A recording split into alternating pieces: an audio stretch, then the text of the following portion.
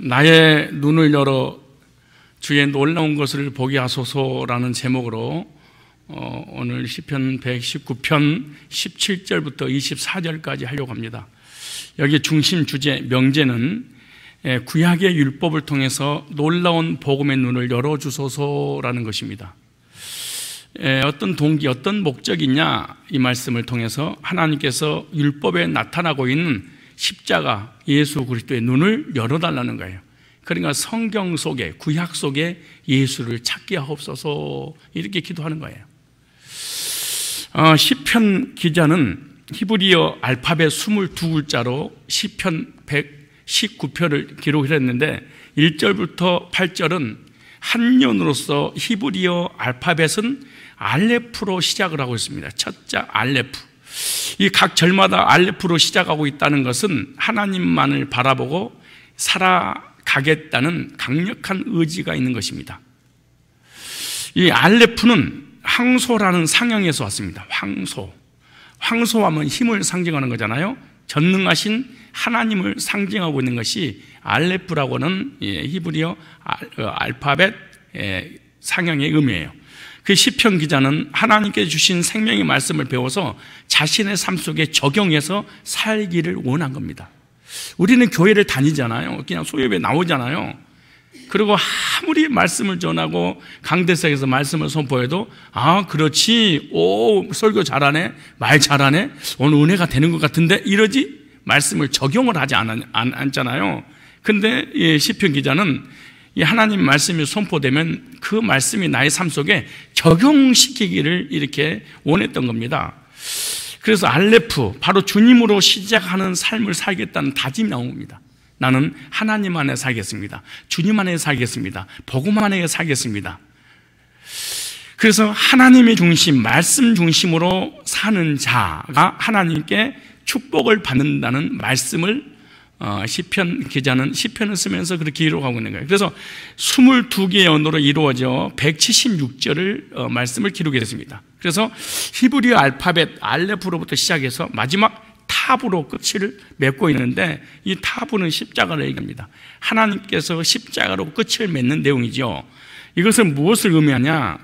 시작도 하나님이, 끝도 하나님이, 복음으로 시작해서 복음으로 끝 나겠다는 거예요. 그러니까 우리의 모든 삶을 하나님이 시작해서 하나님이 마치는 것입니다. 우리가 하는 거 아니에요. 우리가 막 계획을 하고 기획하고 막 몸부림치고, 그거 당연히 해야 됩니다. 그러나 누가 시작하시겠다는 거예요? 하나님이. 우리의 구원도, 우리의 축복도, 우리의 인생 삶도, 우리의 삶과 죽음도 다 주님이 시작해서 주님이 끝내겠다는 겁니다. 은혜가 되십니까? 시작하신 분이 끝도 누가 내신다는 거예요? 시작하신 분이 내신다는 거예요. 그러니까 근심하거나 염려하거나 두려워하거나 불안할 거 없습니다. 2016년도 내가 잘했든 못했든, 무엇인가 이루었든 못 이루었든, 하나님을 향해서 헌신했든 안 했든 관계없이 우리 하나님이 하신 일입니다. 그 하나님이 이 자리에 앉게 하셨습니다. 그리고 하나님의 절대적인 시작과 끝을 맺으신 그 하나님 축복을 믿고 우리가 믿음으로 누리며 살아가야 될 줄로 믿습니다. 22글자, 그래서 1절부터 8절까지 여는 알레프, 황소라는 상형에서 왔기 때문에 이 황소라는 알레프라고 시작했던 이 시편 기자는 전능하신 하나님이 나의 모든 인생을 개입하시기 때문에 그 하나님을 의지하고 그 하나님만 믿고 나는 살겠습니다. 그리고 9절부터 16절까지 우리가 저번 주까지 했잖아요. 9절부터 16절까지는 히브리어 알파벳 베이트입니다. 집이라는 상형에서 왔겠죠. 그래서 베이트로 시작하고 있는 것은 자신은 알레프, 양손에 못 박히신 예수 그리스도를 통해서 구원받은 나는 이제는 베이트, 하나님의 집에 혈통적으로 하나님의 자녀가 되기 때문에 나는 하나님의 자녀로서 하나님 집 안에서 참된 안식을 누리며 살고 있습니다. 그래, 베이트는 안식이죠. 집이죠. 집은 혈통적 관계, 가족들이 모여 사는 곳이죠. 나는 양손에 못 박히신 예수 그리스도를 통해서 구원받아서 전능하신 하나님을 나의 아버지로 삼고 있기 때문에 나는 혈통적으로 누구의 나는 자녀입니다. 하나님의 자녀가 되어서 하나님의 집에서 삽니다. 그런 내용입니다. 마찬가지입니다. 성도는 혈통으로나 육적으로 사람이 뜻으로 나지 않냐고 오직 하나님께로 난 자들이기 때문에 저와 여러분들은 하나님의 자녀고 하나님 안에서 하나님 집에서 하나님 말씀을 듣고 하나님만 섬기다가 하나님 집으로 영원한 천국으로 가게 될 줄 믿습니다. 오늘 세 번째 스페링입니다. 이 세 번째 스페링은 김멜이라는 스페링입니다. 김멜. 그래서 이 김멜, 이번에 예언을 시작하면서 히브리 알파벳 김멜을 사용하고 있는데, 김멜은 낙타라는 상형에서 왔습니다. 낙타예요? 낙타는 하는 일이 뭐냐? 짐을 운반하는 거잖아요. 40일, 50일 동안 물을 먹지 않아도 사막에서 살아갈 수 있는 그런 짐승이 낙타라고 합니다. 그런데 이 낙타가 하는 일은 뭐냐? 자기 의지대로 살아가는 것이 아니라 주인이 원하는 일을 해서 주인에게 도움을 주는 존재겠죠. 주인의 짐을 싣고 수십 리, 수백 리, 수천 리 길을 짐을 실어다 날르는 존재가 누구예요? 낙타라고 하는 존재입니다. 그러니까 주인에게 도움을 주었으니까 낙타는 주인으로부터 뭐 하는 거예요? 보답을 받게 될 것이라는 거죠. 그래서 먹고 마시는 모든 것을 사막이라고 하는 이 광야에서 다 주인이 낙타에게 다 공급시켜 주는 거예요. 주인에게 모든 복종함으로 일을 했기 때문에 그러겠죠. 그래서 김멜은 우리에게 적용하면 어떤 뜻이냐? 진리의 운반이라는 의미가 있습니다. 뭘 운반한다? 진리. 그래서 시편 기자가 김멜을 사용하고 있는 것은 하나님 말씀을 자신에게 운반하여 달라는 의미입니다. 참 보통 말이 아닌데 말이에요. 히브리어는 신의 언어잖아요. 헬라어 히브리는 하나님이 주시는 언어, 하나님 주신 문화, 하나님의 숨겨 있는 것이 바로 히브리어 이 언어입니다. 하나님 주신 거죠. 또한 이 말씀대로 살 때 하나님께서 보답해 달라는 말씀입니다. 나는 하나님의 말씀대로 순종하고 말씀을 운반할 거니까 하나님도 저에게 책임져 주십시오. 그래서 나에게도 하나님께서 비밀을 열어주셔서 진리의 복음을 운반하여 주실 때 나는 주님을 알 수가 있습니다. 주님께서 저에게 진리의 말씀을 주시지 않으면 진리의 말씀을 깨달을 수 없기 때문에 저는 운반할 수도 없습니다. 즉 낙타의 사명을 감당할 수 없습니다 라고 하는 거죠. 그러므로 우리가 진리의 말씀인 예수 그리스도를 아는 것은 이거는 기적입니다. 우리가 예수를 믿는 것은, 진리를 아는 것은, 복음을 아는 것은 사실은 이거는 신비입니다. 그래서 저와 여러분들 사실은요, 우리에게 예수 믿는 것이 너무 간단하고 너무 쉽고 무가치하고 아무것도 아닌 것처럼 느끼는데, 여러분 예수가 믿어졌다, 진리가 믿어졌다 이 말은 기적 같은 신비스러운 경험을 한 겁니다. 그러니까 이 1차원, 2차원, 3차원, 4차원, 5차원의 세계의 영원한 세계의 비밀을 알게 되는 것이 복음 아닙니까? 그래서 저와 여러분이 예수님을 믿고 구원받았다면 이건 신비한 것을 경험한 거예요. 근데 우리는 신비한 거 경험하면 꿈을 꾼다든가 무슨 환상을 본다든가 몸이 막 흔들린다든가 신병을 체험했다든가, 아니 그런 거 신비한 게 아니에요. 예수님의 진리의 말씀을 우리가 체험한 것이 이것보다 더 기적과 신비는 없는 거예요. 그래서 나의 믿음을 헛되게 생각해서는 절대로 안 됩니다. 이 복음은 신비로운 것을 저와 여러분이 경험한 거예요. 왜냐? 이 복음을 믿는 믿음 자체도 하나님이 주셨기 때문에 그런 거예요. 내가 주님을 믿고 싶다고 해서 믿어진 것이 아니에요. 그래서 이 세 구절만 우리가 한번 딱 문장을 만들면은, 알레프라고 말씀드렸잖아요. 알레프는 십자가,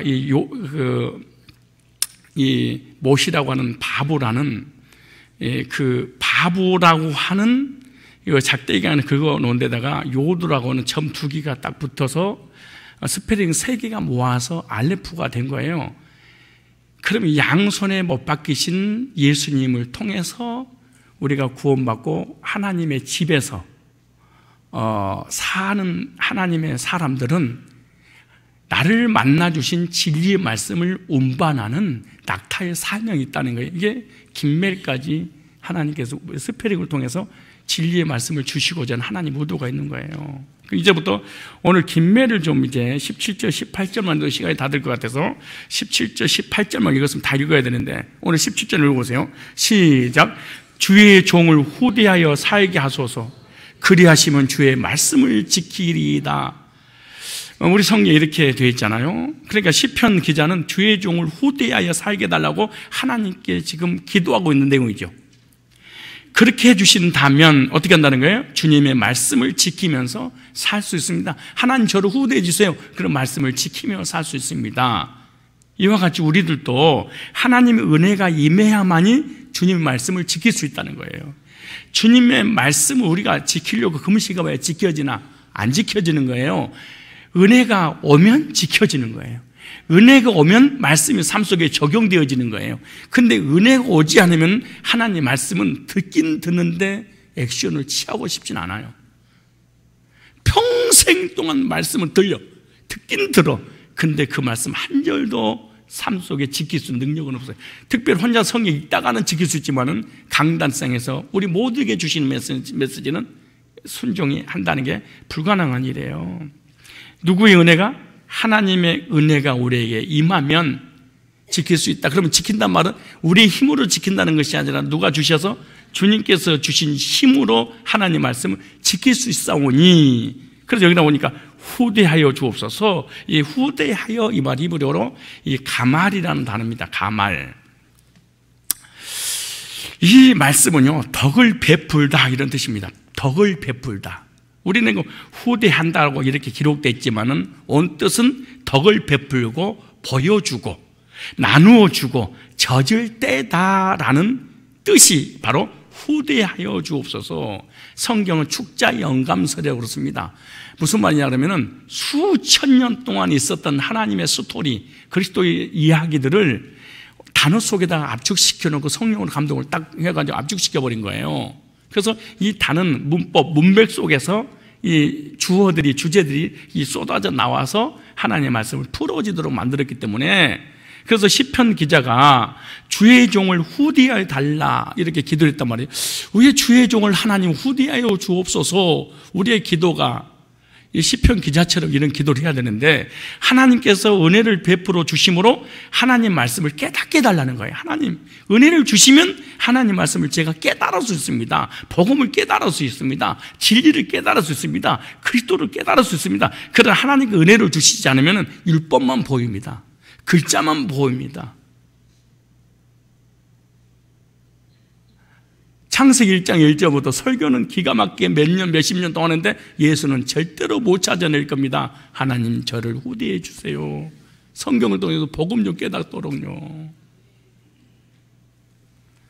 하나님께서 신비한 것을 보여주셔서 십자가 예수 그리스도를 더 보여달라는 거예요.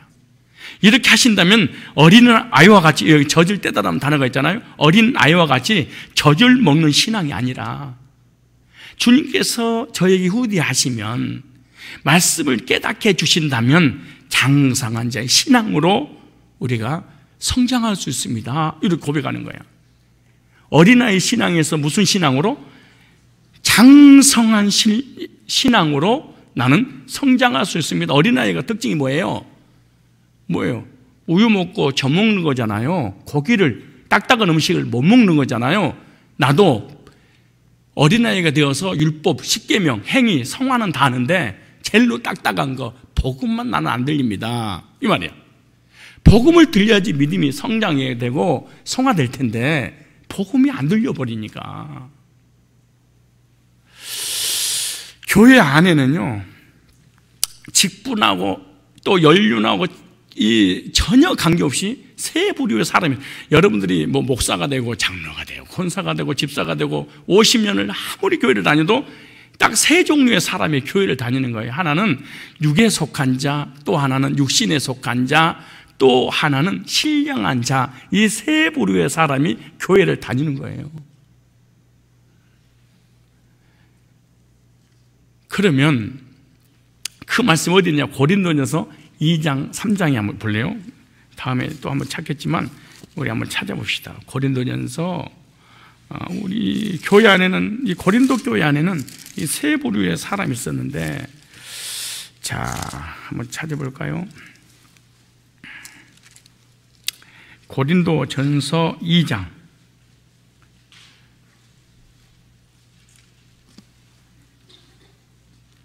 14절에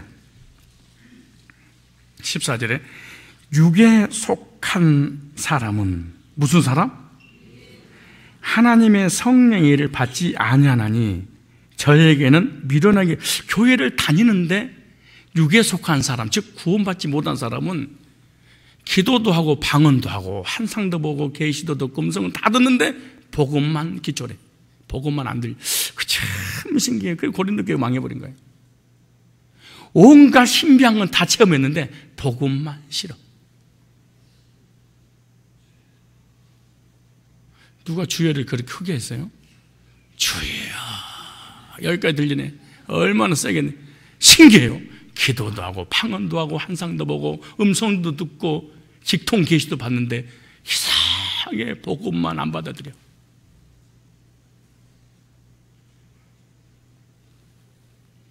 신기하죠. 복음만 온갖 것들 다 째어버려. 근데 복음만 안 받아들여. 지금 불신자예요? 교회 다니는 사람이에요? 교회 다니는. 다시 읽어볼까요? 육에 속한 사람은 하나님의 맞아요? 몇 절 읽었어 우리가? 시작. 육에 속한 사람은 하나님의 성령의 일을 받지 않으니.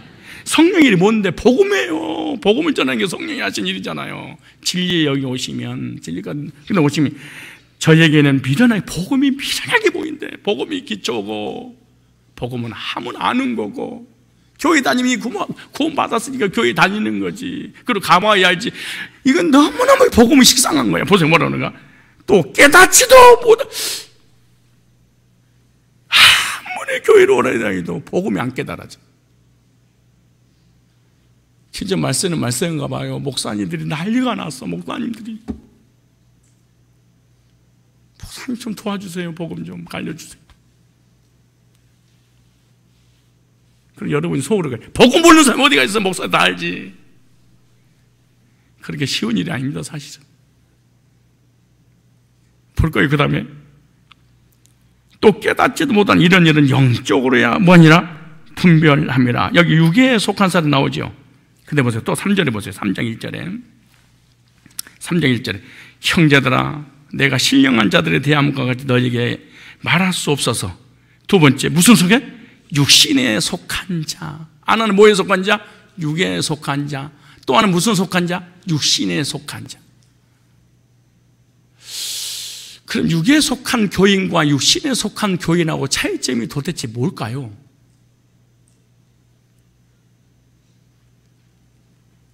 육에 속한 자는 복음 자체를 싫어 거부해. 뭐는 하는데 고린도 교인들이 방언도 하고 예언도 하고 계시도 받고 음성도 듣고 능력도 받고 온갖 것을 제물 다 했어. 하루 종일 기도를 하고 그래. 아침부터 저녁까지. 근데 복음만 안 받아들여. 이게 뭐에 속했어?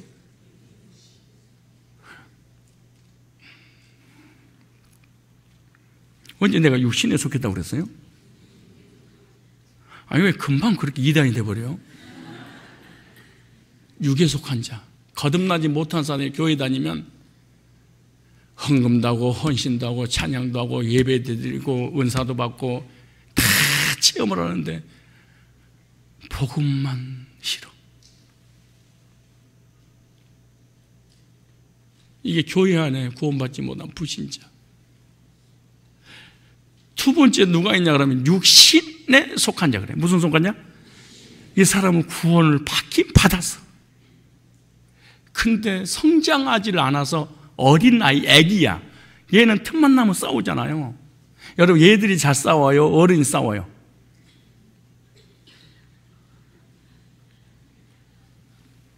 싸우고 왔나 봐. 자, 보세요. 육신에 속한 자, 곧 그리스도 안에서 구원은 받았는데 어린 아이들과 같이 대하면 어린 아이들 구원은 받기만. 이 사람은 참 신기해. 잘 봐요. 뭐가 다르냐?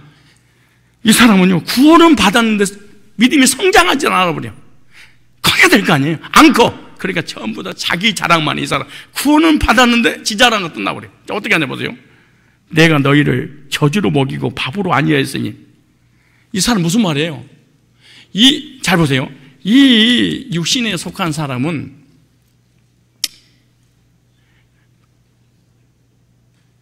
복음을 전해줘도, 육에 속한 사람 달라요. 복음을 전해줘도 복음보다도 나한테 축복에 관한 얘기만 좀 해주십시오.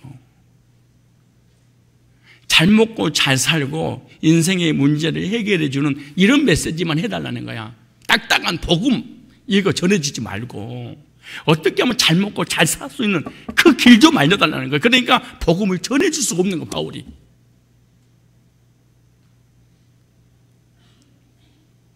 자, 그래서 뭐라고 그러는 거 보세요. 이는 너희가 감당치 못한, 지금도 못한데 몇십 년이 지나도 안 된대, 사람은. 그러게 사람 뭐예요? 구원은 받았긴 받았는데 무슨 재미로 사냐? 돈 버는 재미, 성공하는 재미, 세상에서 잘 먹고 잘 사는 그런 재미로 살아가는 사람이야. 근데 그 사람은 특징이 있어. 어떤 특징이냐 보세요. 너희가 아직도 육신에 속한 자로다. 너희 가운데 시기와 교회 목사파, 장로파, 집사파 이 파벌을 조성하고 시기, 질투, 미움을 잘하는 사람은 구원은 받았는데 아직 성장하지 않으니까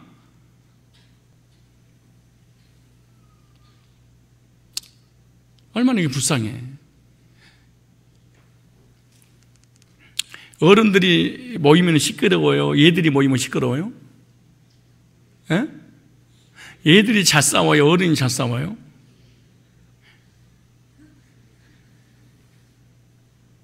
이 편을 가르는 게 얘들이 잘 갈라요? 어른들이 잘 갈라요? 그러니까 교회를 다녀서 구원은 받아도 몸파 자꾸 이 파벌을 세운다. 이 사람은 거듭나기는 했는데 성장하지 못하니까 시기, 질투, 미움, 싸움, 분열 이런 것이 꽉 차 있다는 거야. 그런데 보세요. 어찌 육신에 속하여 사람을 따라 행함이 아니요. 이 사람은 교회를 다니는 사람 때문에 다녀. 사람이 잘해주면 다니고 안 잘해주면 안 크니까. 교회를 그렇게 오래 다녀도 누가 자기에게 사랑을 쏟지 않으면 금방 삐져서 교회를 떠나버리게 됩니다. 안 크니까. 얼마나 불쌍해요. 그럼 이런 어린아이는 항상 어떻게 해야 되겠어요? 부모님이 더 챙겨야 돼. 애기니까. 교회에 이런 사람이 많으면 늘 목회자들이 신방만 다녀야 돼. 왜? 까꿍 해줘야 되니까. 머리들이 까꿍? 그럼 우고 다음 주에 갈게요. 목사님 기다리지 마세요. 교인 이게 너무 교회가 많아버리면은 이거 하나님 저에게 말씀을 주시고 은혜를 주시면 어린 나이의 신앙에서 장성한 신앙이 되어서 분별할 수 있을 텐데 하나님 저는 육에 속했습니까? 육신에 속했습니까? 도대체 내가 지금 불신자가 상대로 성경을 기록한 게 아니에요. 전부 다 교회 다니는데 이러다는 거야. 4절에 어떤 이는 바울파, 어떤 이는 아볼로파. 뭐 그렇게 파벌을 조성하는지 이게.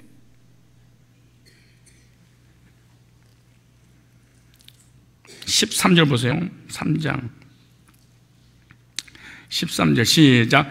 2장 13절 시작. 우리가 이것을 말하거니와 사람이 지혜에 가르치 말로 아니하고 오직 성령에 가르친 것으로 하니 신령한 일은 신령한 것으로 뭐니라 분별하니라. 성장한 사람은 분별력이 있어서.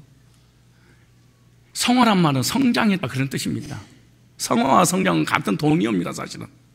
근데 성화 그럼 자꾸 바뀐 줄 알아 자기가. 여러분, 애들 때부터 시작해서 어른 될 때까지 여러분 인격이 바뀌고 기질이 바뀌던가요? 그냥 몸이 컸던가요? 잘 봐봐. 여러분이 인격이 변하고 막 삶이 변하고 인생이 변하든가 이게 몸만 컸던가요? 왜 대답을 안 해요? 몸만 큰 거야. 근데 몸이 크면서 나이 먹으면서 달라진 게 있어. 애들하고 다른 게 분별력이야. 해야 될 거 하지 말아야 될 거, 먹어야 될 거 먹지 말아야 될 것. 영적으로 마찬가지야. 교회는 오래 다니는데 변화는 일어난 거 안 한 것 같은데 분별력이 탁월해버려. 이게 신령한 자다 그래. 거짓 진리를 분별하고 진리를 분별하고 이란을 대처하고 분별력이야.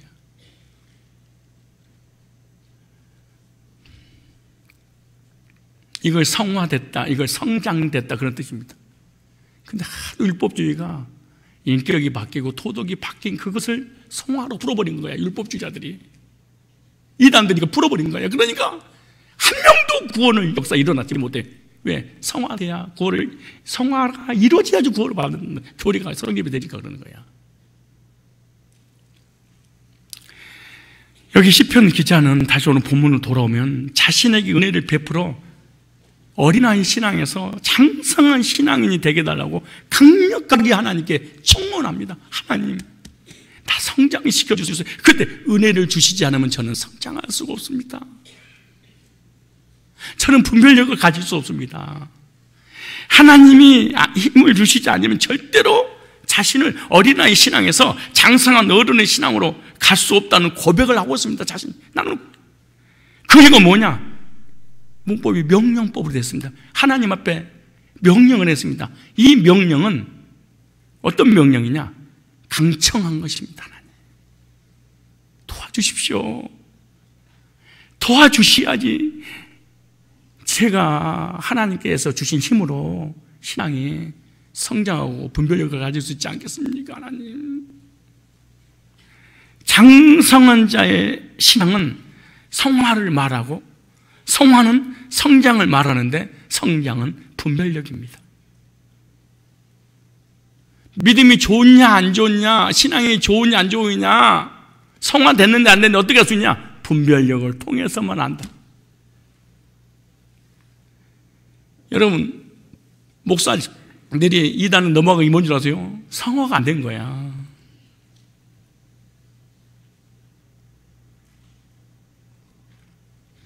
성화가 안 됐다는 말은 성장하지 못했다는 말입니다. 성장하지 못했다는 말은 분별력이 없다 그 말입니다.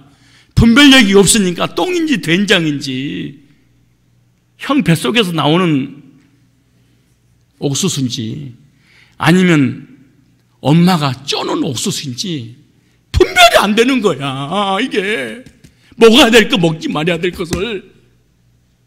저 사람 믿음 되게 좋고 훨씬 더 많이 그런 거 하지 마세요. 저는 전문가 아닙니까? 내가 그냥 보통 전문가입니까?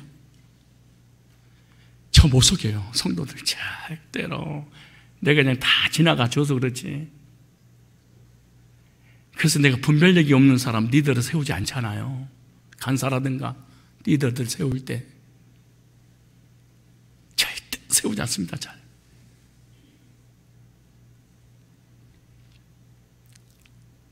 아니, 최선을 다해서 세운다고 해도 이단에 빠져버리는데, 왜? 성장하지 않으니까 분별할 수 없어. 다시 얘기해, 성화는 성장이랑 같은 말이야. 성장한 사람만이 분별할 수 있어. 하나님 저에게 은혜를 주셔서 분별할 수 있게 좀 해달라고. 근데 우리는 분별이 필요 없어. 십계명 지켰어? 못 지켰지? 너 성 안 된 거야.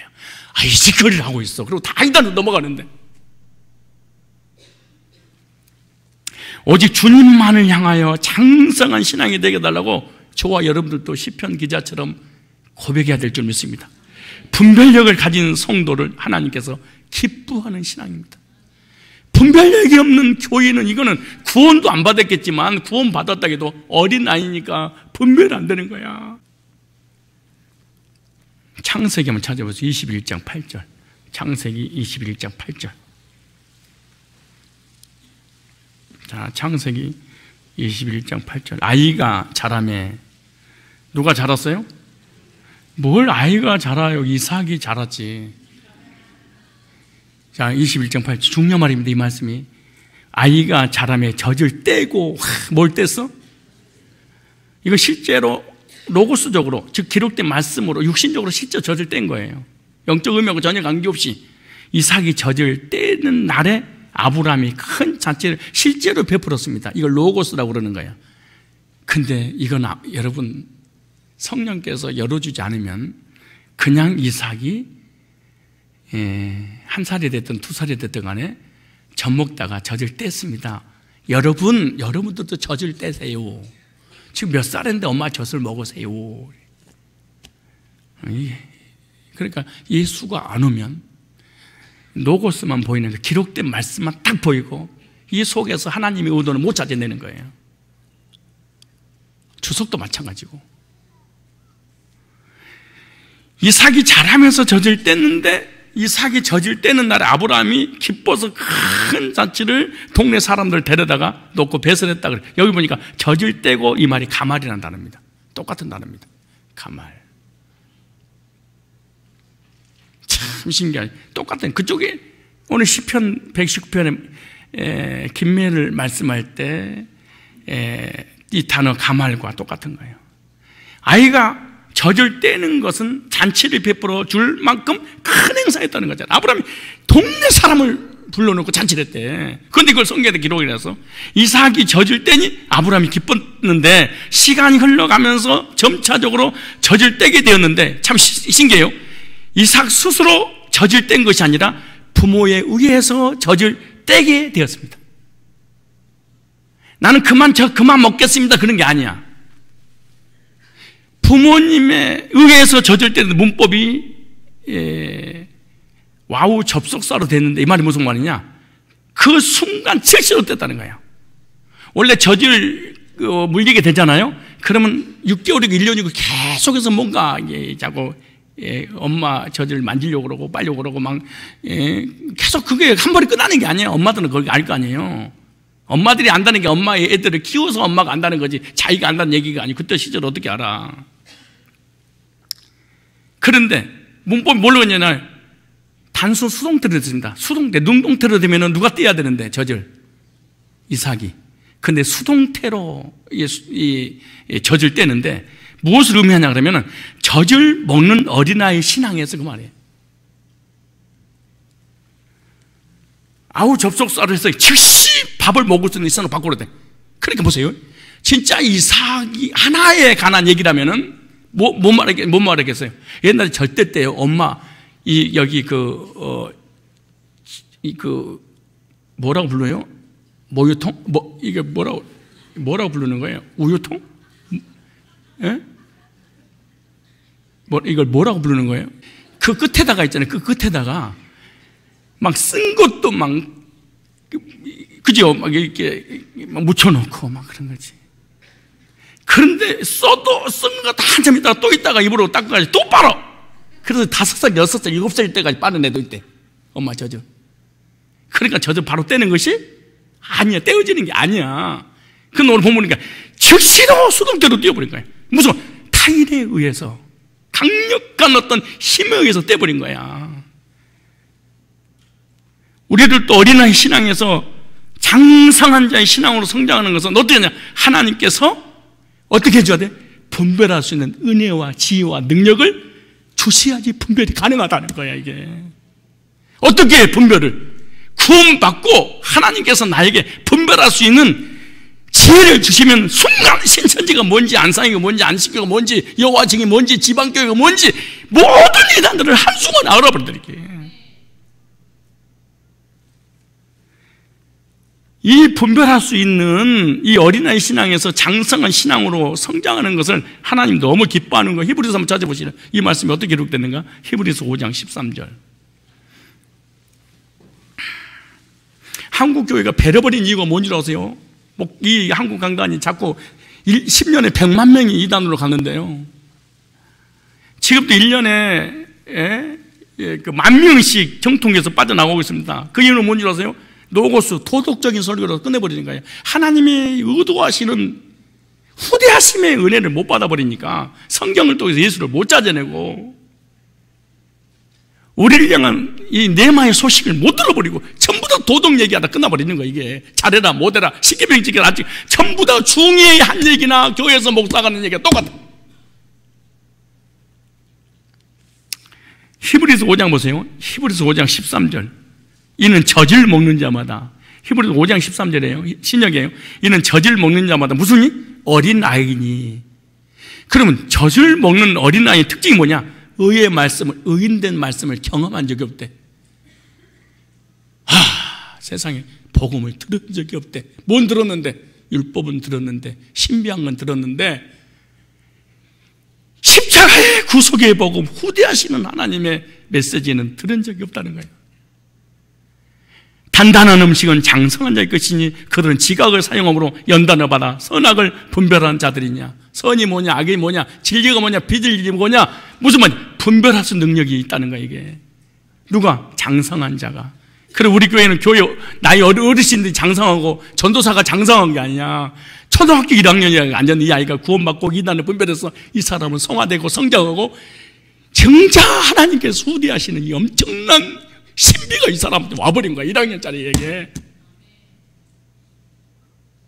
영적으로 분별 하나 못하는 부모님이 얘들한테 혼내기는. 그리고 어떻게 해? 어린아이가 영적으로 어른이고 자기는 나이만 많이 먹었는데, 젖을 먹는 자마다 어린아이 신앙을 가지고 있는 사람이며 십자가의 의의 말씀을 경험한 적이 없대. 의인된 말씀을 경험한 적이 없대. 율법도 경험하고 은사도 경험하고 온갖 능력을 다 경험했는데 복음만 경험하지 못해. 젖을 떼고 치아가 나와서 단단한 음식을 먹는 자는 장성한 자의 신앙을 가지고 있으므로 연단을 받아 선악을 분별하게 된다, 그렇게 말해. 또 한번 찾아보실래요? 에베소서 보세요. 성경이 다 이게 성화가 성장이 분별력이에요. 물론 십계명을 다 지키면 좋지. 성경 66권 다 지키면 좋지. 에베소 4장 11절 보세요. 자, 에베소서 자 4장 11절. 우리 목자들도 여기 앉아 계시면 이거 분별할 줄 알아야 돼. 목자가 이 분별력이 있어야 되는데. 에베소 4장 11절에 번역해 놓은 성경, 쉬운 성경 읽어볼게요. 그분이, 예수님이 어떤 사람은 사도로, 어떤 사람은 예언자로, 어떤 사람은 복음 전도자로, 또 어떤 사람은 목회자와 교사로 삼으셨습니다. 오늘 보면은 목사와 교사, 목사가 바로 교사다 그 말이에요. 주일학교 교사를 얘기하는 게 아니에요. 그 세운 이유가 뭐냐? 그냥 교회 직분자를 세웠잖아요. 그 이유가 뭐, 왜 하나님께서 직분자를 세운 목적이 뭐냐? 그것은 성도들을 준비시켜 봉사일을 하게 하고 그리스도의 몸을 세우려 함이라. 그러니까 성장한 사람 봉사하는구나. 성장한 사람 헌신하는구나. 그래, 목사님은 봉사도 헌신도 왜 안 돼요? 성장하지 않으니까. 부모님이 시켜야지. 시킬 수가 없어요. 쌈만 하는데 그릇 다 깨버린대. 여러분, 3살 먹은 애기한테 너 설거지 좀 해라 그래요? 교회를 아무리 오래 다녀도 리더들이 안 시킨 이유가 있죠. 대단해서 안 시킨 게 아니야.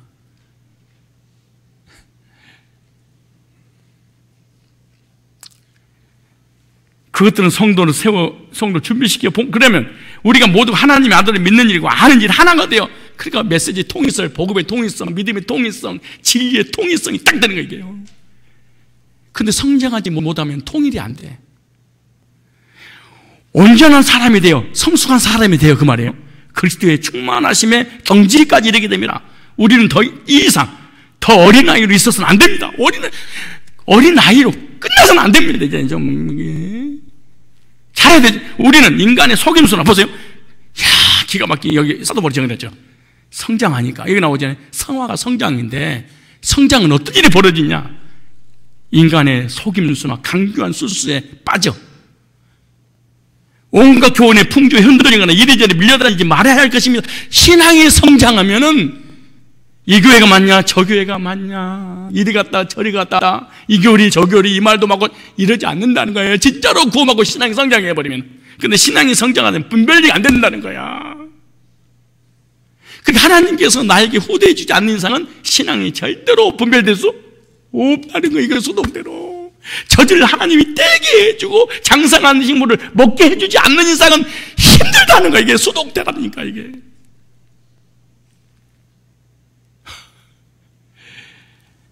그러니까 구원의 주체도 누구야? 주님이고, 우리 신앙의 성장도 누구예요? 주님이고, 분별도 누가 시켜줘? 주님이. 자, 보세요. 14절 다 같이 읽어보세요. 14절 시작.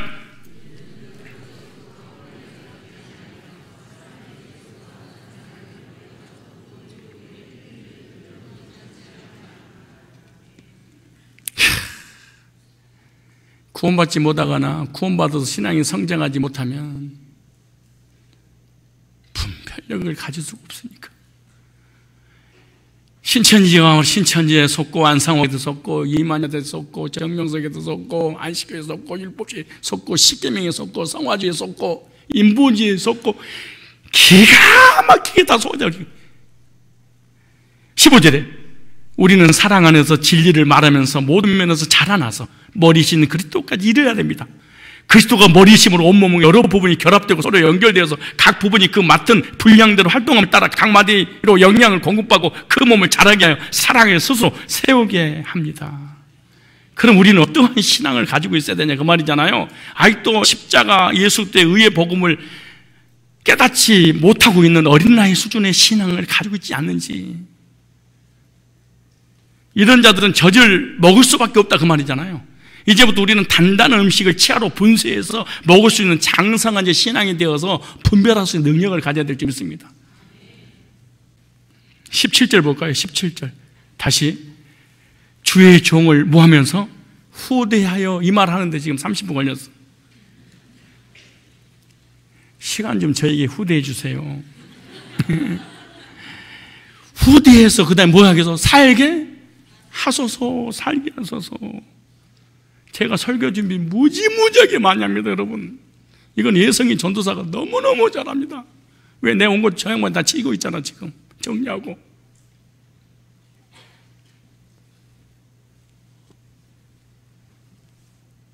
이 설교를 잘 들어봐요. 준비가 안 되면 이런 메시지가 나오기가 정리가 나올 수가 없어요. 강대 써가지고 그냥 족보다가 나와가지고 딱 써니까 설교 이렇게 나오는데 무슨 내가 귀신 들어간 거야. 내가 무슨 신비주의야. 무슨 이런 잡놈이야, 내가. 그런 목사가 어디가 있어요?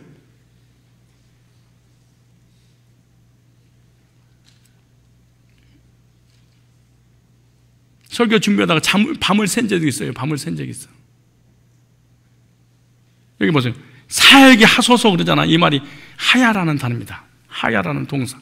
살게 하소서. 이 말은 하야라는 말이 무슨 말이냐면 대통령을 하야시킨다는 그런 말이 아니고 히브리어로 하야라는 단어야.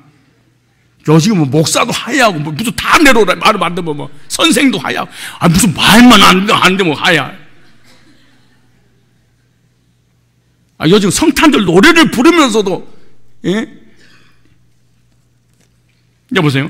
살아있다 이런 의미. 살아있다. 생명을 유지시키다. 소생하다는 뜻입니다. 우리는 그냥 살게 하소서 이렇게 됐지만은 하야라는 단어가. 그래서 시편 기자가 주님께서 자신에게 말씀을 주셔서 영혼을 살려달라고 말씀하고 있습니다. 살려주세요. 여기 살아있다는 살려달라는 거예요. 이게 젖을 먹는 신앙에서 영혼을 살리는 십자가의 복음의 말씀을 달라는 거예요. 이게 그래서 십자가 예수 때 의의 말씀을 듣지 않으면 우리가 절대로 살아갈 수 없으니까 여기 살아있다는 단어잖아요. 주님께서 복음을 깨닫게 해주지 않으면 우리가 살아갈 수 없습니다. 예? 내 영혼이 생명을 유지시킬 수 없습니다. 유지하다. 주님께서 복음을 주시고 말씀 주시고 깨닫게 해주고 분별을 해주셔야만이 내 생명을 유지시켜 나갈 수, 내 영혼이 유지될 수 있는 거 아닙니까? 그 말이에요. 그래서 우리들은 예수님께서 계속해서 복음의 말씀을 공급시켜 줘야 된다는 거예요.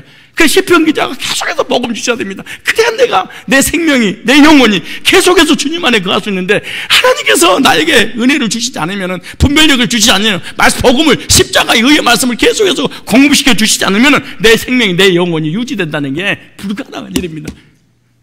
주님의 말씀 달랑 한번 듣고 살아갈 수 없다는 거예요. 이게.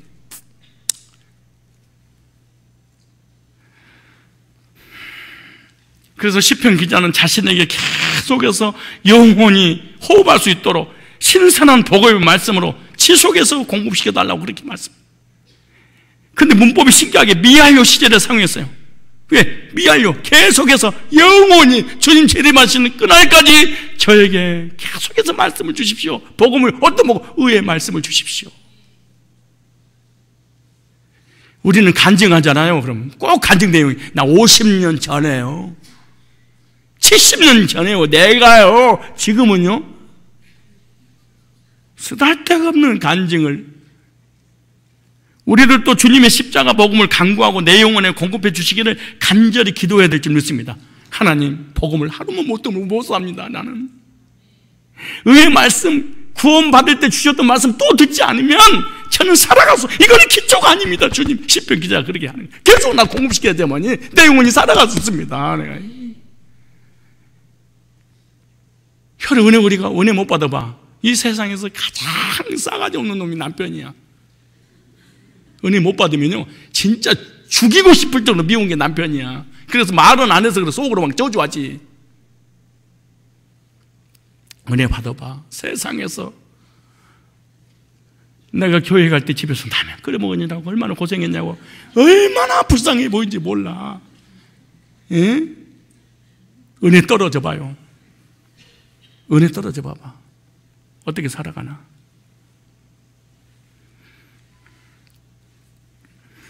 다시 보세요. 그러니까 살아나면 뭐예요? 하나님 말씀 뭐 하게 돼? 지키게 되잖아요. 하나님의 말씀을 깨닫지 못하니까, 살아날 수 없으니까 젖먹는 신앙 저질 못 된다, 그 말이잖아. 하나님 살아나게 하소서. 그 다음에 시편 119편 17절에 주의 종 후대하여 살게 하소서. 그리하시면 주의 말씀을 지키리다. 순서를 잘 보세요. 그냥 뭘 우리가 율법을 지키고 성화가 되고 변화되고 그런 거짓말 사기꾼이 어디가 있어? 이런 사기꾼이 어디가 있어요?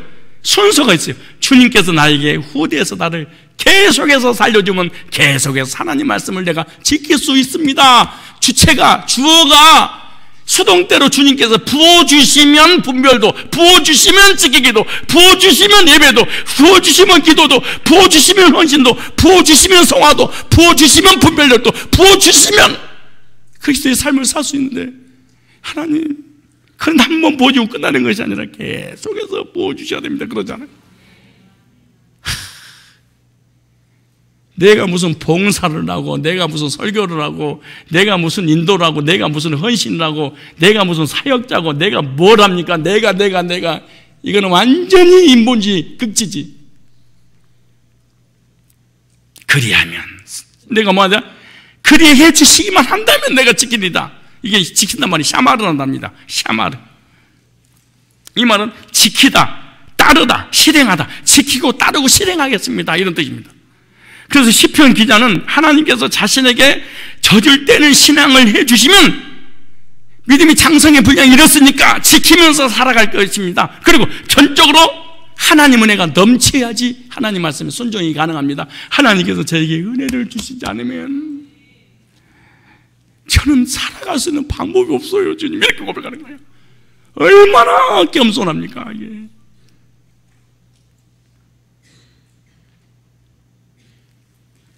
그렇게 되면 하나님 말씀을 행동에 옮겨서 주님의 뜻을 따라 살아가게 될 수 있습니다. 하나님 말씀을 삶 속에 정욕하지 못한 것은 하나님이 저에게 은혜를 베풀지 않으셔서 그러지 않습니까? 하나님께서 지혜를 주셔서 의의 말씀을 경험하지 못하니까, 분별력이 없으니까 이것도 맞고 저것도 맞고 이리 갔다 저리 갔다 평생 방황하며 살고 있지 않습니까? 한 번 주식으로 끝나지 말고 계속해서 주시면은 제가, 그러니까 주님께서 주체가 되어서 나에게 살도록 하니까 얼마나 교인들이 겸손하겠어 생각해봐. 근데 주체가 나야, 내가 다 했어. 그러니까 얼마나 교만하겠냐고 생각해봐요.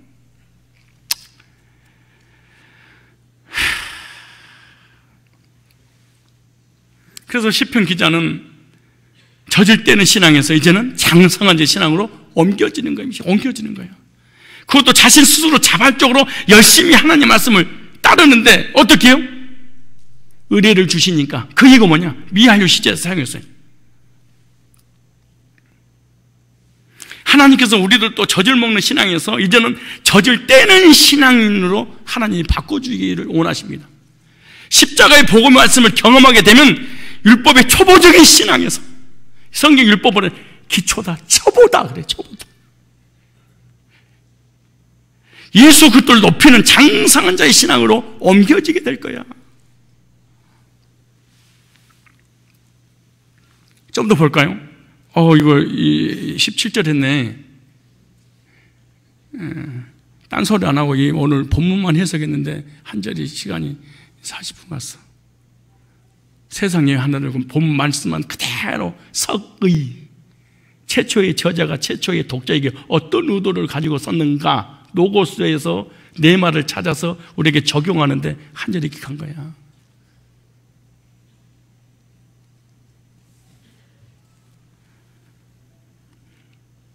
(18절은) 빨리 읽읍시다. 시편 119편 18절. 이제 17절 했으니까 시작. 내 눈을 열어서 주의 율법에서 놀라운 것을 보게 하소서. 오늘 제목이잖아요. 시편 기자는 자신 눈을 열어서, 영적인 눈을 열어서 율법에서 놀라운 것을 보게 해달라고, 이 구약에서 하나님의 말씀 속에서 놀라운 것을 발견하게 해달라는 거야. 율법에서 놀라운 것을 보는 것은 바로 예수 그리스도를 발견해 달라는 거야. 이게 시편 기자가 복음 좀 깨닫게 해달라고 하는 거예요. 이게 왜냐? 구약의 모든 성경은 예수에 관한 얘기거든. 아무리 구약을 읽어도 예수를, 수천 번을 읽어도 예수를 못 찾아내는 거, 구원 못 받아서 그런 거니까. 하나님, 나 구원받기 위해서 분별려가지고 성경만 읽으면 예수가 튀어나오게 해달라고. 그게 말씀 있냐? 그러면요, 요한복음 찾아보세요. 요한복음 5장. 요한복음 5장.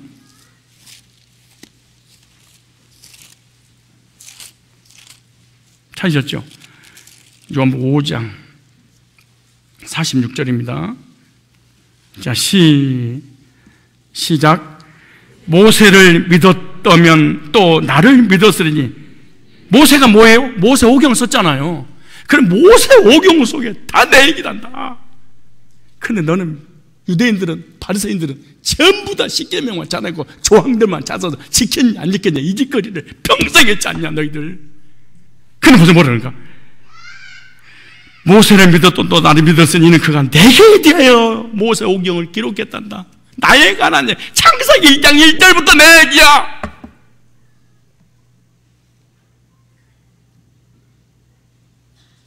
요즘 내가 주석 쓰고 있습니다. 주석. 창세기 1장 1절부터 시작해서 요한계시록까지 모든 작업을 예성이 전도사님이 하고 있습니다. 지금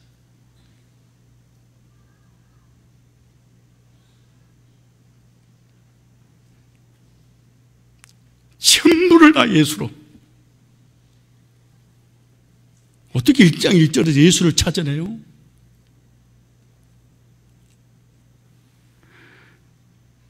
(47절에) 시작.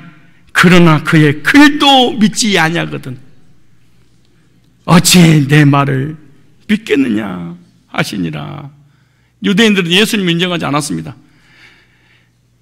그들이 모세를 믿었다면 예수님 믿었을 거다 이렇게 말씀하세요. 모세가 율법을 기록한 것은 누구에 대해서? 예수님에 대해서 기록했는데 글은 보이는데 예수는 안 보여. 로고스는 보이는데 구속서는 안 보여. 아담과 하와는 보이는데 예수님과 나는 안 보이는 거예요. 이게 안녕한 일이지.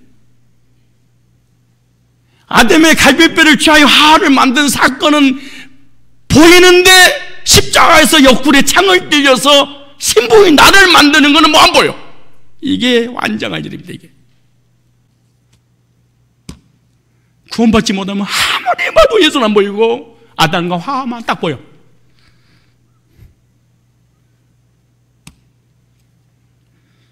그래서 시편 기자는 하나님 나 열어주세요. 예수 보게 해주세요. 그러나 그의 글도 믿지 않냐고 어찌 예수님 말씀 믿겠냐. 시편 기자가 율법에서 놀라운 것을 보게 해달라는 것이 뭐냐? 바로 예수 그리스도를 보게 해달라는 거야. 우리를 또 모세 율법에서 예수 그리스도를 발견해야 될 줄 믿습니다. 그렇지 못하면 하나님 말씀을 제대로 읽지 않고 노고서만 읽는 거예요. 그냥 글자만 읽고 마는 거예요. 여기 보니까 열어서 그랬죠. 열어서. 여기 열어서 이 말이 갈라란 단어입니다. 갈라. 발가벗기다, 드러내다, 걷어올리다 이런 뜻입니다. 갈라란 말이 발가벗겨버리듯이 이 창세기를 통해서 예수를 막 드러내버리고, 예? 걷어올리고. 그래서 열어서 이 말은 갈라란 단어인데, 구약에서 계시라는 단어가 이 갈라란 단어입니다. 계시, 감추어도 들어 보여진다, 이거 갈라란 단어예요. 하나님께서 율법을 통해서 십자가에서 발가벗겨지고 수치를 당하신 예수 그리스도를 밝히 드러내 달라는 거예요. 이것은 자신 힘으로는 절대로 볼 수 없다는 거예요. 그래서 하나님께서 가려져 있던 천을 걷어 올려주셔야만이 볼 수 있습니다. 주님께서 가려져 있는 천을 열어주지 않고는 안을 볼 수 없듯이, 성막 안을 볼 수 없듯이, 하나님의 구속사를 볼 수 없듯이 하나님이 열어주시면 그 안에 있는 신작을 보게 되는 예수가 보일 겁니다.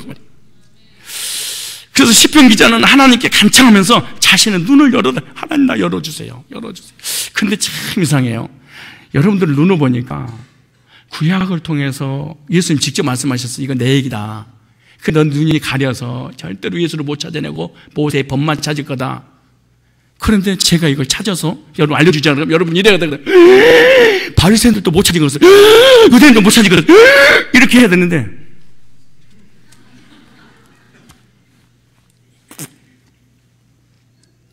예수님의 이름으로 말하는데 구원 안 받아서 그래요. 통곡하면서 가슴이 벅차됩니다. 이걸 깨닫는 순간 세상에 전부 다 예수 얘기구나. 이거 전부 다 도덕적이고 윤리적이고 율법적이고 성화적인 줄 알고 있었는데 전부 다 예수 얘기했는데, 이거 이러면서 진짜 통곡을 하고 가슴을 씌워야 됩니다. 내가 한 얘기가 아니잖아요. 예수님 진짜 말씀하셨잖아. 내 얘기다 이거. 히스토리, 예수님의 그의 이야기다 이거. 다 그의 이야기다 이거. 근데 절대로 구원받지 못한 인본주의 율법주의를 찾아내지 못할 거야. 하나님 숨겨놔버렸거든. 못 찾는 거예요, 이거요. 성경을 10,000번 읽어봐. 찾아내는 게 아니야. 하나님의 수동태 은혜로 열어주셔야 됩니다, 이게. 그것도 엄청난 하나님 능력과 권세를 가지고 율법과 제약의 비늘로 가려져 있는 눈을 수술해 달라는 거야. 그리고 뭐냐? 피의 강조 능동으로 벗겨달라는 거야. 예? 그 명령법을 사용했어요? 하나님의 강력한 능력이 아니고는 불가능합니다. 하나님께서 열어주지 않으면 절대로 구약을 통해서 모세 율법을 통해서 예수를 절대로 찾아낼 수 없습니다. 강력한 거예요. 명령을 내려서 도와달라는 거예요. 하나님 나 예수만 만나고 싶습니다. 성경에서.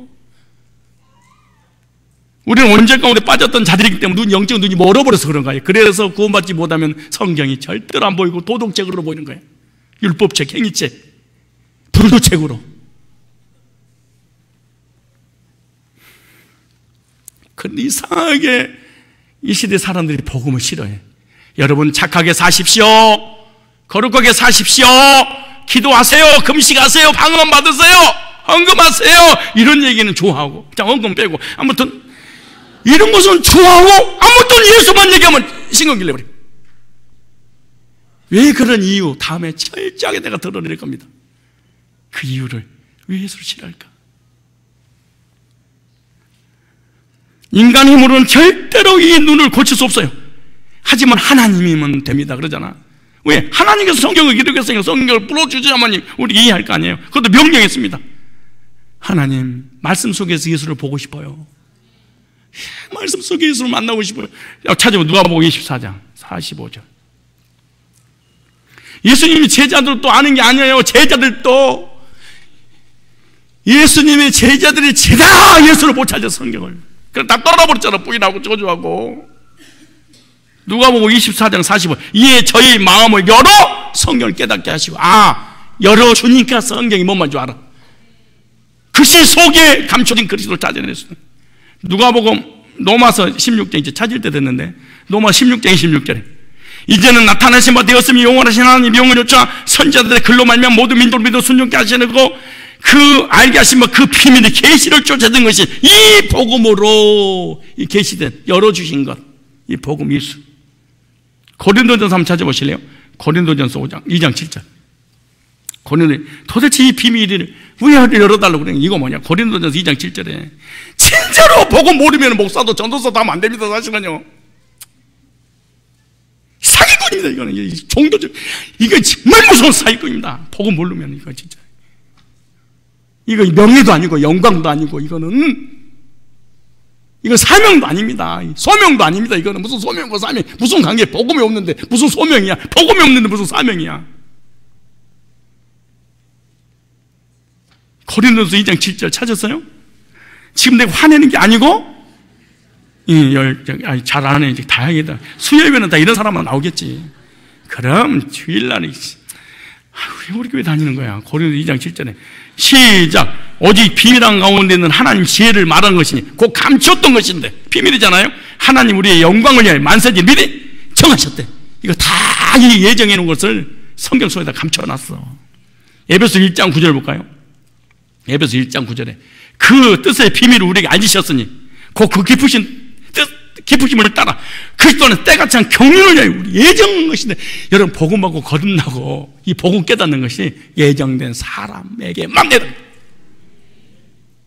타미드 속에, 이 무슨 말인지 못 알아듣, 아무튼 몇 명만 알아듣, 타미드 속에 있는 사람만 이 복음을 이해한다는 거야.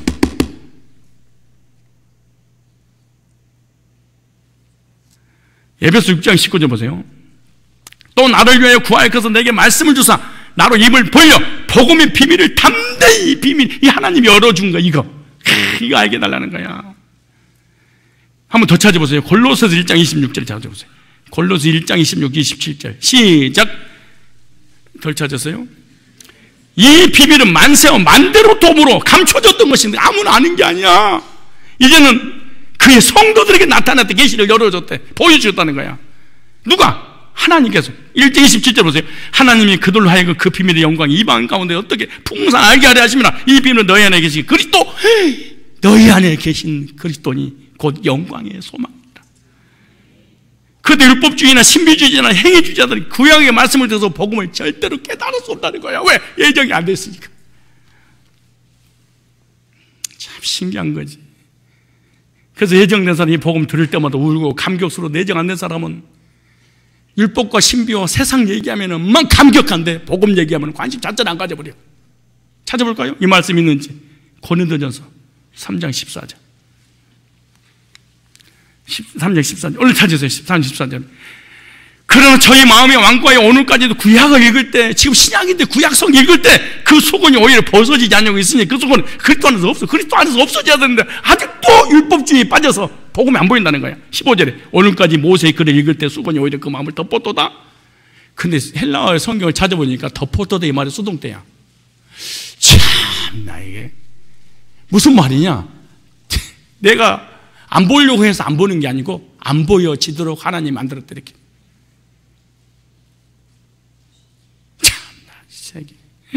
기가 막혀. 근데 보세요. 그는 언제든 주께로 돌아가고 그 속건이 뭔지라 벗어진지라. 이 벗어졌다 이것도 수동태야.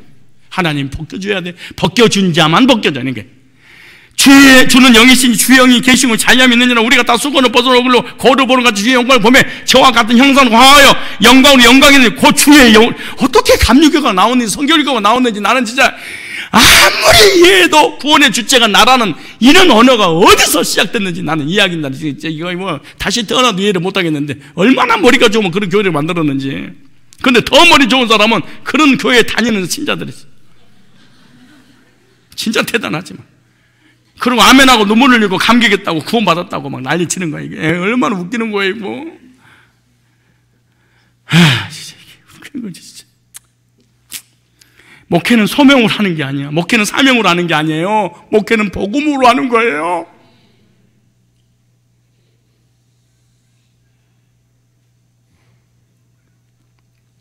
다시 오늘 본문의 19장 18절 시편 119편 18절 내 눈을 뭐해서? 열어서 주의 율법에서 말씀 구약이잖아요. 놀라운 것을 뭐하겠어도? 여기 놀라운 것 이 말이 팔라라는 단어예요. 팔라 이 말이 뛰어나다, 비범하다, 놀랍다, 기이하다라는 뜻입니다. 뛰어나고 비범하고 놀랍고 기이하다. 시편 기자가 율법에서 놀라운 것을 보여달라는 것이 뭐냐? 하나님께서 하신 놀랍고 비범한 일을 저에게 보여주세요. 이것이 바로 예수 그리스도께서 인간의 몸으로 오셔서 십자가에서 고난을 당하시고 십자가에서 죽으신 사건은 하나님 이 복음을 나한테 깨닫게 달라는. 그런데 죄인의 모습으로 추악하게 예수님 실제로 오셨잖아요. 그리고 십자가에서 죄인을 위해 죽으신 것이 뭐예요? 기이한 일이라는 거야. 말씀 이웃이에요. 창조주고 구세주로 하나님이 사람 위에서 온 것이 진짜 기이한 일입니다. 그 말하죠. 얼마나 기이한 일이냐고. 얼마나 놀라운 일이고 얼마나 뛰어난 일입니까 이게. 그 말이잖아요. 이렇게 놀라운 일을 하나님께서 보여주셔야만 볼 수 있다고 시편 기자는 고백하고 있는 거야. 그게 뭐냐? 네 팔 단수 수동태를 써요. 네 팔이란 말은 네 팔에 의해서 내가 변화됐다고 말이야. 네 팔, 네 팔. 이 말을 이해를 해야 돼. 하도 못 알아듣니까 내가 한 게 아니고 네가 나를 보여줘야만이 볼 수 있단 말이야. 네 팔로 나를 때렸다 그 말이야. 내 팔로 뗀 게 아니고 하나님의 전적인 주권이 있어야 보일 수 있다는 거야. 그 말이 이사야서 9장 6절에 나옵니다. 이는 한 아기가 우리에게 낳고 하나도 우리에게 주시마 되었는데 그는 어깨에 정사 메었고 그 이는 기묘자를 모사라 전능하신 하나님이라 영주하신 아버지라 평강의 왕이랄 것이라. 여기 율법에서 구약에서 성경에서 말씀 속에서 기이한 일이 뭡니까? 한 아기신 예수 그리스도가 이 땅에 나를 위해서 오신 것이 기이한 일입니다. 이게. 그의 어깨에는 정사를 메고 그 이름은 기묘자라 전능하신 하나님이며 영주하신 아버지요 평강의 왕이라고 말씀하셨잖아요. 여기서 기묘자는 단어가 펠레라는 단어입니다. 기묘자, 경이로운 일, 그 말이에요. 경이로운 일, 기적, 기이한 일, 불가사의한 것이라는 뜻이 기묘자라는 뜻입니다. 이게. 예수님이 나에게 오신 것이 경이로운 일이며 불가사의한 일이다 그 말 아니에요. 내가 구원을 얻을 수 없는 존재인데도 주님의 은혜로 눈이 열려서 예수 그리스도를 보게 하는 이 기이한 경이스러운 일, 이 불강력적 은혜. 오늘 보면 이게 기묘자라는 단어야. 이게 얼마나 놀라운 일이야. 그래서 베드로전서 2장 9절에 그런 너희는 택하신 족속이 왕 같은 제사장들이 거룩한 나라요 그의 소유된 백성이니 이는 너희를 어두운 데서 불러내어 그의 기이한 빛이 들어가게 하신 자의 아름다운 덕을 선포하게 하려 하심이라. 이 그리스도인들은 예수님 때문에 왕 같은 제사장이 된 줄로 믿습니다. 또한 주님이 기이한 빛이 들어가게 하신 이 아름다운 덕을 선포하고 있는 김멜 낙타의 진리를 운반하는 사람들인 줄 믿습니다. 그래서 우리가 구약을 읽으면서 예수 그때 기이한 일을 눈이 열려서 보게 해야 됩니다. 시편 기자가 하나님 구약을 읽을 때 기이한 것, 경이스러운 일을 이게 주님을 좀 보게 해달라고 하는 거예요. 근데 왜 예수를 지닥가해? 여러분 중에 진짜 이게 구원 안 되면 있잖아요. 이런 얘기하면은 진짜 이게 가능한 일이에요. 저 새끼는 설교를 줬다고 해 이렇게 들리는 거야. 왜? 한 번도 들어본 적이 없으니까 이게. 누구로? 예수를 들어본 적이 없으니까. 그 무슨 설교 듣고 지금까지 나는 살았어요. 여러분 착하게 사세요. 신호등 잘 지키세요. 11조 떼먹지 마세요. 기도하세요. 안 되면 금식하세요. 그래도 안 되면 단식하세요. 부르짖으세요. 형제를 사랑하세요. 이런 설교는 수십 년 동안 들었는데 예수 얘기를 들어본 적 있어야지. 들어도 이 정도 들었지. 주는 그리스도시요 살아계신 하나님 아들이시여. 이거는 듣지. 여기 보세요. 보게 하소서 그러잖아요. 보게 하소서. 우리 한국말 있잖아요. 나바트라는 단어입니다. 보다, 바라보다, 살펴보다는 뜻인데요. 시편 기자는 자신이 놀라운 예수 그리스도를 발견하고 나서 자세히 살펴보기를 원했대. 이게 발견하다, 살펴보다, 자세히 살펴보다. 이 단어는 자세히 한 곳을 주시하게 볼 때 사용하는 단어입니다. 그런데 어떻게 봤냐? 히필 사용 능동태로 사용했어요. 우리는 예수 그리스도를 볼 수 있는데 내 힘으로 보는 것이 아니라는 거야. 하나님께서 보게 해주실 때 볼 수 있다는 거야 이게. 그래서 시편 기자도 자신의 힘으로 놀랍고 기이한 일을 볼 수 있는 것이 아니라 하나님께서 영적인 눈을 보여주실 때 볼 수 있다는 거야. 예루살렘 엠마로 가는 제자도 주님께 눈을 뜨게 해서 주님이 누구지 성경이 모세를 통하여 기록된 그 성경 예수의 관한 이유 그때서 알았대. 제자들도 미알려 사용했습니다. 무슨 말이에요? 하나님이 계속해서 보여주시면 보게 되지만 닫아버리면 볼 수 없습니다. 미알려니까. 이 연장형의 상이랑 연장이 스스로 이 말이에요. 시편 기자는 자발적으로 주님의 기이한 빛을 보기를 원하고 있습니다. 다 보게 해주세요. 우리들도 내 마음에 우러나와서 율법을 읽을 때, 구약을 읽을 때 예수 그리스도의 기이하고 놀라운 십자가 사건을 보아야 될 줄 믿습니다. 이것이 하나님이 원하는 일이에요. 이게 김멜이라고 하는 스페링 우리에게 전달하고 저는 하나님 메시지입니다. 진리의 전달자. 도덕과 윤리는요, 도덕 선생님한테 배우세요. 결론입니다. 알파벳 김멜에 대해서 저와 여러분 살펴봤는데, 낙타가 머나먼 사막을 물 한 모금 마시지 않고 주일에 짐을 싣고 나르는 것처럼 구원받은 하나님 집에 거하는 성도들은 복음의 진리의 말씀 널리 알려야 되는데, 그걸 어떻게 알릴 누가 알릴 것이냐? 어린아이 신앙이 장성한 신앙으로, 장성한 신앙에 대해 성경을 분별하고 말씀을 분별하고 진리를 분별하고 구약을 통해서 예수를 찾아내는 이 사람이 바로 김멜의 사명을 감당할 수 있다는 것입니다.